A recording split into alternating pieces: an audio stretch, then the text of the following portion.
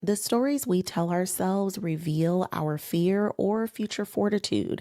And listen, with all of the stories that we're constantly telling ourselves all day long, as soon as you feel that urge to slow down, it becomes a horror story.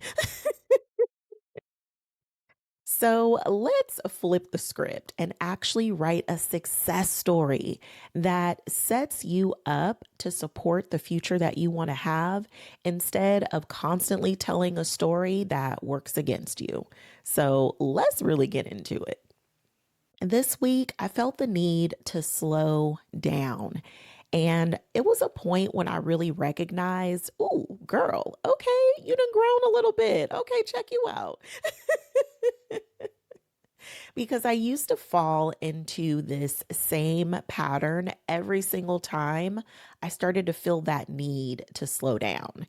I would instantly feel like, oh no, we can't slow down because if we slow down, then I thought I was going to lose the momentum. I'd lose progress and I would ultimately fall behind. And then that would just lead me into ignoring all of the signs that my body was giving me that it was time to slow down.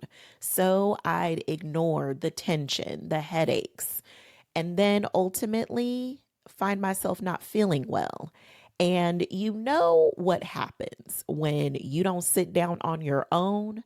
God, source, universe will find a way to sit you down on their behalf. And me just recognizing that pattern and knowing that I also did not want to face what I call the guilt tax. That's when you feel guilty about slowing down. So then you just get busier. And listen, I used to be the to do list queen, honey. My list was so long, it would have taken me several lifetimes to complete that list. And if that wasn't busy enough, let me help you with your list. Because I would volunteer to help everybody with their list, okay? Anything but slow down. And that same cycle over and over again always just left me completely depleted. And by the time I would actually get some rest, it wasn't the real rest that I actually needed because by then I had worn myself down, beat myself up. And it wasn't really the kind of rest that really rejuvenates you and gets you ready for what's next.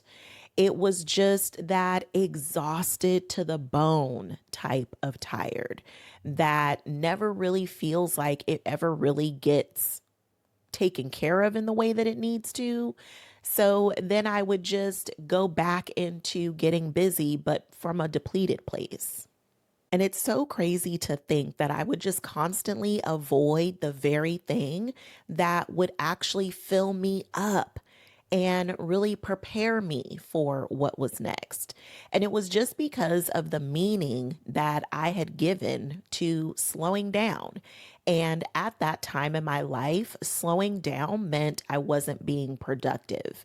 And if I wasn't being productive, then I wasn't valuable.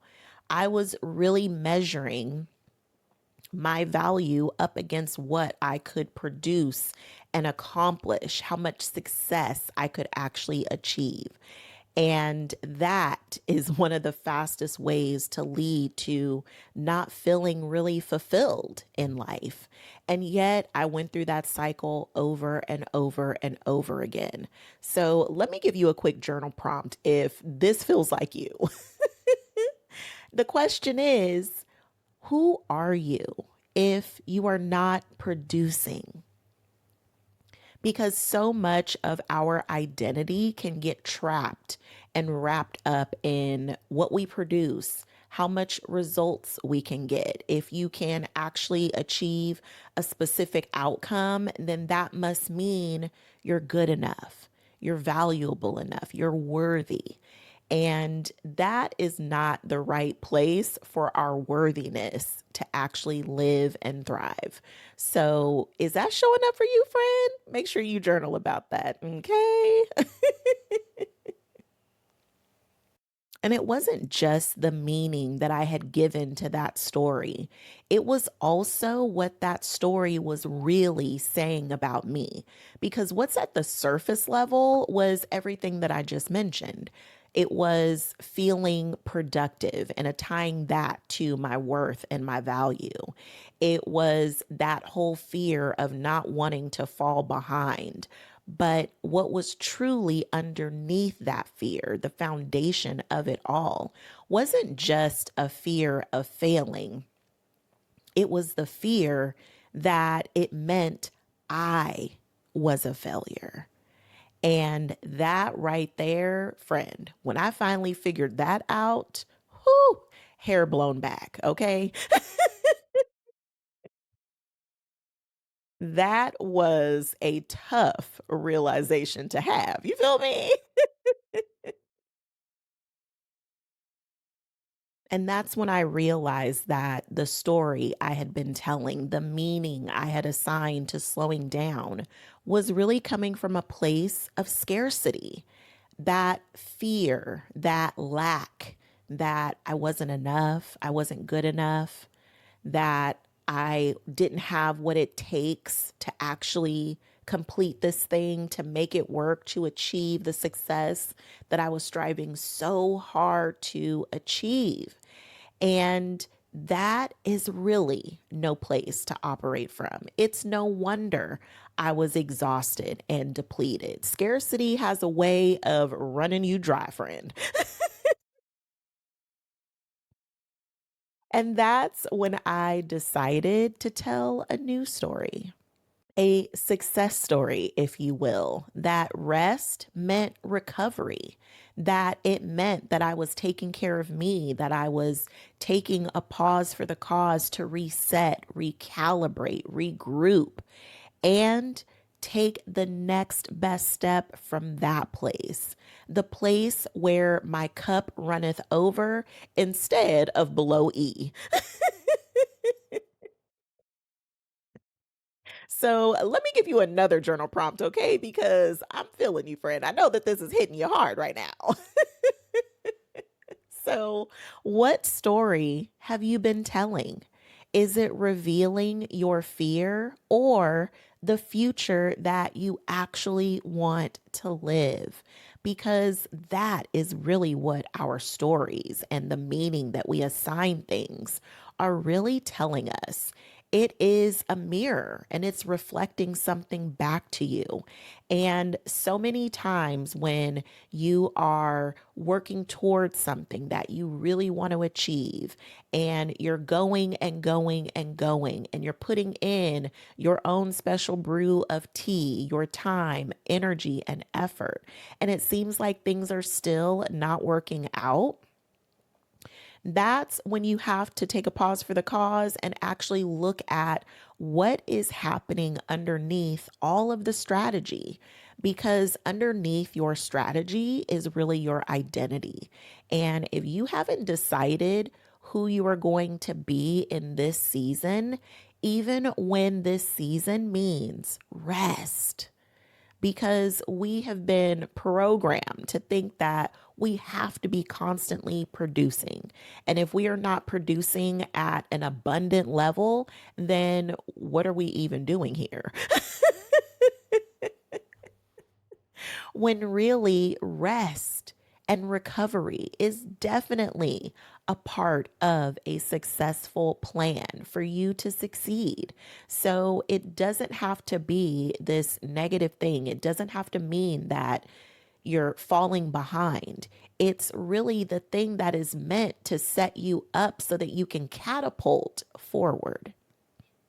What I'm reminded of this week is you are the author. You have the pen in your hand. You get to write this story any way you want to. You get to tell the story your way.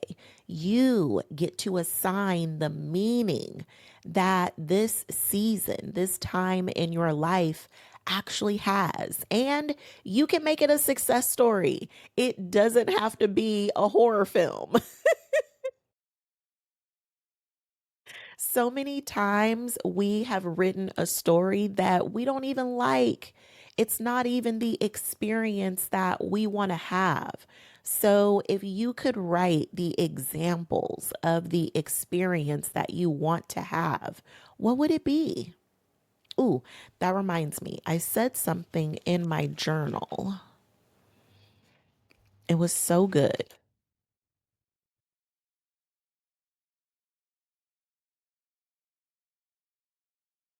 Okay, I said the stories we tell ourselves shape our experiences, and it's either serving an example of scarcity or success. Which one is it for you, friend? Okay, that is the question of the day. Okay, journal on that too, friend, because you get to decide.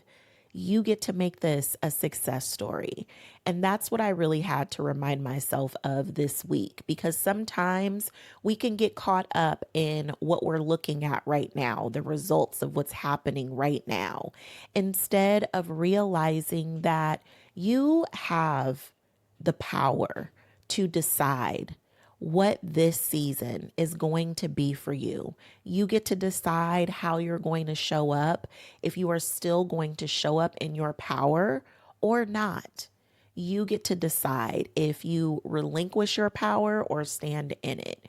So, what story do you want this season of your life to be? And make it something that supports the future that you want to live. Because that's what I'm doing, friend. Okay. So I hope that you have loved this episode just as much as I love making it for you. And don't forget to meet me in the comments. Tell me, what would your success story say instead? And what's one step towards it? I can't wait to see what you got to say, friend. Fill me in the comments, okay? Oh my goodness. This has been so much fun. And as I always remind you at this time, I love myself so much, I don't play about me. And if you hang out with me long enough, you will love yourself so much that you won't play about you either. Okay, friend? I will meet you in the comments and I'll see you in the next video tomorrow.